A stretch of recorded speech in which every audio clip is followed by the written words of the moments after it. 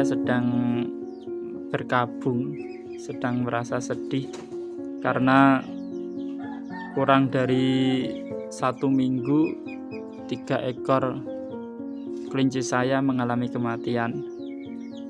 Ya, usianya rata-rata sekitar 2 bulan lebih sedikit. Ya, ketiganya usianya segitu, 1 karena kembung dan 2 karena koksi.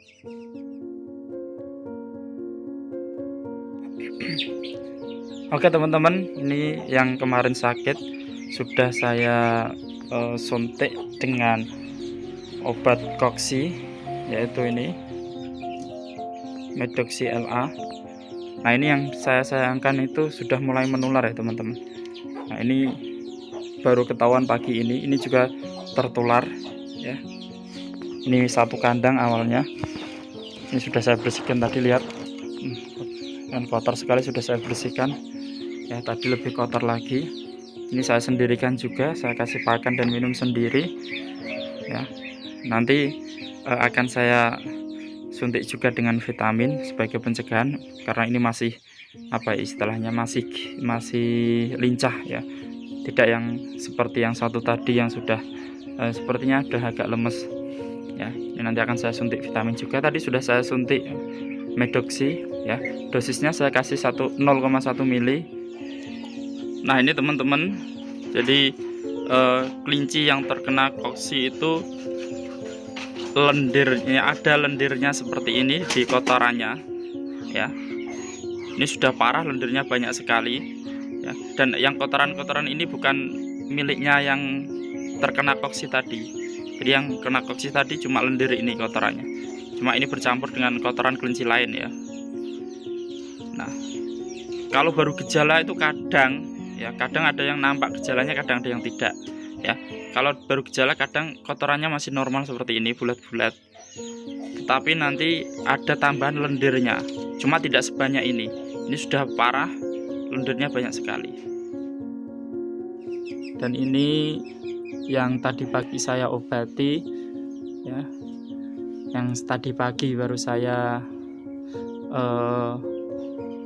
suntik, tidak tertolong ya, karena memang sudah parah ya. Dan mudah-mudahan ini menjadi pengalaman yang berharga buat saya pribadi maupun buat teman-teman sekalian. Jadi ada beberapa hal yang bisa saya petik dari kejadian ini. Yang pertama itu adalah tentang persediaan obat. Jadi kemarin itu saya tidak menyediakan obat ya, hanya 1 jenis obat yang saya sediakan, yaitu Wormectin atau obat untuk scabies, dan yang lainnya tidak. Itu adalah sebuah kesalahan menurut saya.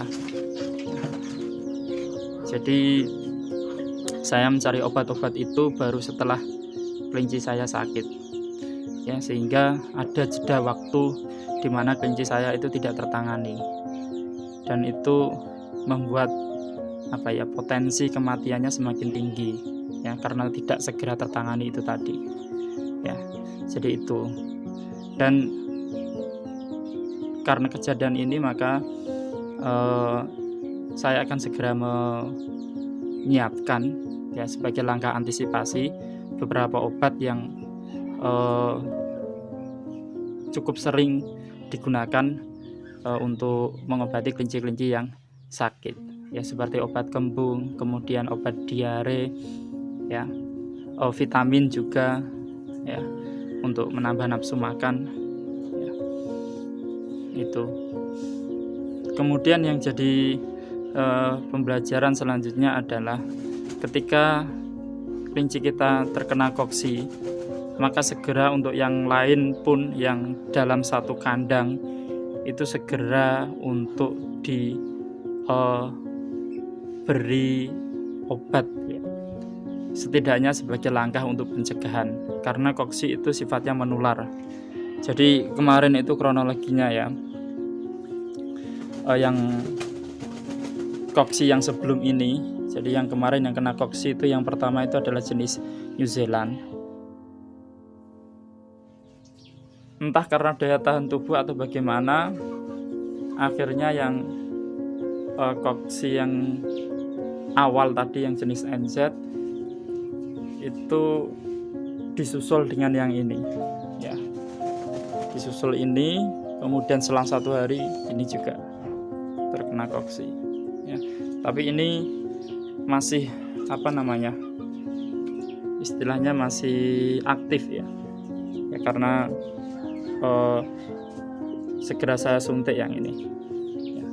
Dan ini juga masih mau makan. Kalau yang ini itu langsung drop kemarin ya. Karena apa, ini penanganannya itu setelah 3 hari. Jadi pertama saya lihat itu saya kira diare, kemudian selang waktu berikutnya baru ketahuan kalau koksi, dan hari berikutnya baru saya carikan obat. Jadi istilahnya ini telat penanganan ya. Mudah-mudahan nanti yang ini, yang sebelahnya ini ya, bisa sembuh. Jadi tidak menambah daftar panjang kematian karena koksi. Jadi yang perlu jadi catatan, koksi itu sifatnya menular ya, bisa melalui feses, bisa melalui pakan, sisa pakan, bisa melalui minuman dan lain sebagainya ya, karena ini disebabkan oleh apa ya namanya, saya lupa, kemarin saya browsing soal itu ya.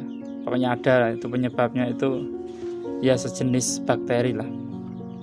Saya tidak orang biologi jadi tidak terlalu paham klasifikasinya.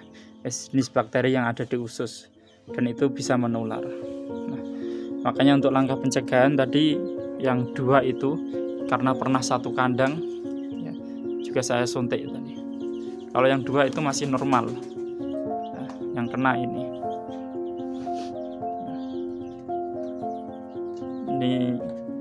broken coklat yang saya kadang-kadang jadi indukan.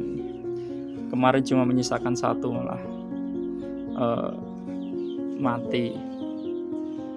Jadi belum rezeki untuk punya broken coklat ya. Jadi itu ya teman-teman, dari pengalaman saya ini, mudah-mudahan nanti ada hikmah yang bisa kita ambil.